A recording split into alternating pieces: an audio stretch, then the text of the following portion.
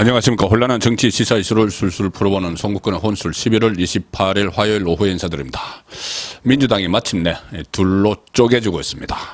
지금 친이낙연계를 중심으로 비명계 또 친문도 마찬가지로 공천에서 학살을 당할 것이 뻔하죠. 이재명 체제에서. 이재명 체제가 그때까지 가면 그렇습니다.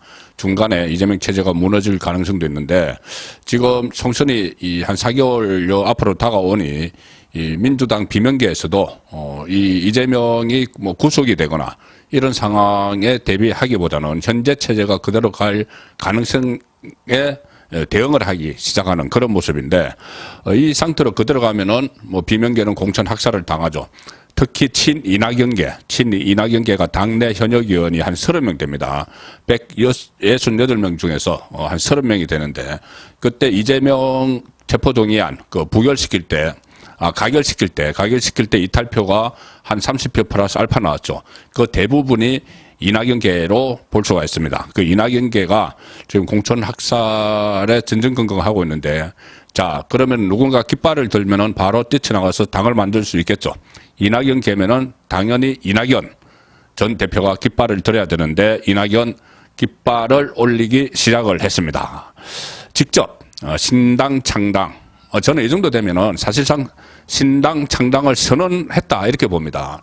여의도 합법 한동훈 장관이 말한 여의도 사투리로 이것을 해석을 하면은 사실상 신당 창당 선언이다 이렇게 보는데 어떤 이야기가 있었냐면은 이제 이낙연이 오늘 그 서울 용산에서 토론회가 있었는데 토론회가 끝나고 기자들과 만나서 이 기자 질문에 이렇게 답했습니다. 기자가 신당 창당을 염두에 두고 있느냐 이렇게 물었습니다. 여기에 대해서 그 전 같으면은 좀 말을 조심스러워 하겠죠. 이제 아마 결심이 선 것 같습니다. 뭐라고 했냐면 여러 갈래의 모색이 있다.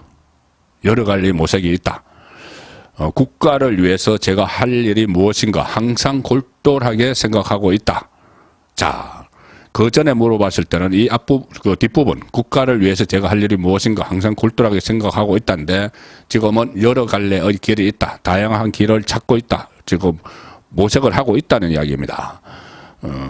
비이재명계로 구성된 민주당 혁신 모임, 이 원칙과 상식이라는 모임이 있죠. 원칙과 상식. 여기서도 이낙연은 활동 중인데 그 모임의 방향성, 이 방향성이라는 것은 결국 이재명과 분리하는 겁니다. 이재명을 떠나는 거죠. 거기에 대해서 그 질문에 이낙연은 어떤 행동에 대해서 상의하거나 한 것은 없다. 그러나 그분들의 문제의식과 충정에는 공감한다. 는 말씀은 원칙과 상식에도 해당한다. 좀 어렵게 이야기했지만은 지금 별도의 정치 세력이 필요하다는 이야기입니다. 그리고 제3지대와 연합 상당히 구체적으로 나가죠. 양향자 의원 지금 본인이 이 제3지대 정당을 만들고 있죠. 양향자 의원은 본인이 말씀하신 대로 제가 대표할 때 최고위원을 했던 인연이 있다. 그런 모색을 하는 분들과 아직 접촉이 있지는 않지만 그분들의 충정을 충분히 이해하고 잘 되기를 바란다. 자, 여의도 문법으로 하면은, 여의도 사투리로 이것을 해석을 하면은, 이 정도면은 신당 창당을 선언한 겁니다. 이낙연의 신당 창당, 지금 이야기 나오는 양향자 신당, 금태섭 신당, 이준석 신당, 이런 것들과는 급이 다르죠. 말씀드린 대로 지금 현역 의원만 30명가량 되고, 또 호남에서는 여전히 이낙연에 대한 지지가 압도적이죠. 자, 그래서 호남 정당이 일단은 될 가능성이 상당히 높은데 이게 또 다른 쪽으로 민주당을 잠식할 수가 있습니다. 잠시 후에 그것을 설명을 드리죠. 이낙연은 이 행사에서 토론회에서 기조연설도 했는데 이재명을 향해서 작심 비판을 했습니다. 지금까지 나오지 않았던 그런 용어들이 쏟아졌죠. 이렇게 이야기합니다. 제1야당 민주당은 오래 지켜온 가치와 품격을 다 잃어버렸다. 이재명 때문에. 과거의 민주당은 내부 다양성과 민주주의라는 면역체계가 작동을 해서 건강을 회복했으나 지금은 리더십과 강성 지지자들 영향으로 그 면역체계가 무너졌다. 아직은 단정을 했습니다. 리더십의 문제, 이재명이죠. 이재명의 리더십.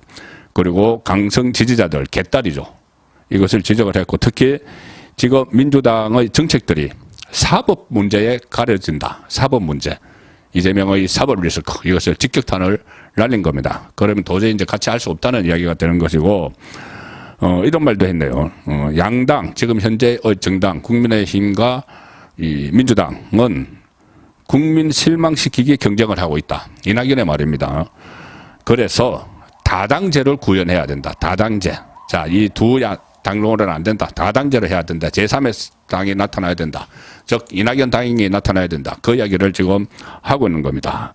자, 이낙연이 이렇게 깃발을 드니까 다른 그 친이낙연계가 또 그 군부를 떼고 있습니다. 설훈 의원, 이낙연계 좌장이죠. 설훈이 이런 이야기를 했습니다. 이낙연이 한국 정치에서 이름값을 할 상황이 올 것이다. 이낙연 신당이죠. 이름값을 할 상황. 이낙연 신당이 곧 창당할 것이라는 이야기고, 이낙연계에서는 창당을 많이 해봤기 때문에 창당하는 건 시간 문제입니다. 이준석이 이야기하는 것, 금태섭이 이야기하는 것, 그런 것과 다른 거죠. 그리고 지금 실질적인 움직임이 있습니다. 자, 이낙연 대선 캠프에서 대변인을 했던 김효은 전 대변인이 주도하는 모임이 하나 있는데 이것이 일종의 이낙연 신당의 전위부대 역할을 하고 있습니다. 원외 인사들을 끌어모아서 일단 국회의원들이 아니고 원외 인사들을 끌어모아서 모임을 하나 만들었습니다. 민주주의 실천 행동 이런 모임을 만들었는데 자, 이 모임의 이 취지는 이렇습니다. 용산 전체주의와 개딸 전체주의를 거부한다. 용산 전체주의, 대통령실을 이야기하겠죠. 그리고 개딸 전체주의를 거부한다. 자, 이재명식 민주당을 거부한다는 이야기입니다. 그리고 신당 창당을 위한 시민 발기인을 모집하겠다. 신당 창당 용어를 직접 합니다.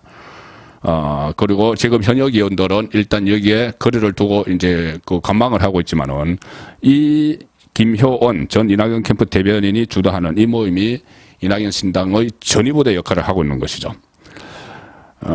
이낙연 당 앞으로 만약에 출범을 하면은 어떤 효과를 볼 것인가? 일단은 호남 이석은 완전히 싹쓸이할 가능성이 있습니다. 2016년에 안철수 국민의당이 호남에서 약진을 했죠. 민주당에 실망한 사람들 때문에 이번에도 호남에서 민주당 이재명 체제의 부글부글 끓고 있기 때문에 이낙연 신당에 나오면은 호남 그 지역구 의석은 싹쓸이가 가능합니다. 지금 호남의 지역구 의석은 강주가 8석, 전남이 8석, 전북이 8석 해서 28석인데 이 28석을 아마 싹쓸이 할 것이고 거기다 또 비례대표 만약에 선거법이 바뀌어서 바뀌든 안 바뀌든 비례정당 위성정당을 만들든지 하면은 이제 한 30석 이상을 이낙연 당이 가져갈 수 있는데 그것뿐이 아니고 친문 진영이 합세를 할 수가 있습니다. 친문 또 공천 학살이 뻔한 친문가 19명의 문재인 정부 청와대 출신 중에서 19명이 국회의원으로 활동하고 있죠. 이 사람들도 이재명 체제에서 공천을 못 받으면은 뛰쳐나오겠죠. 이 19명은 주로 수도권에도 많이 있습니다. 그래서 수도권 선거에도 이 영향을 미칠 것이고, 특히 이 수도권의 민주당 표를 이낙연 신당이 상당 부분 잠식을 할 수가 있죠. 수도권에서는 수천 표 차이로 당락이 막 갈리는데, 지금 하태경이 가짜로 허위 이야기를 하나 하는 게 있죠. 이준석 신당이 만들어지면, 이준석 신당이 생기면 국민의힘의 표를 갉아먹어서 수천 표 차이로 승부가 갈리는 수도권에서 국민의힘이 불이익을 당할 것이다.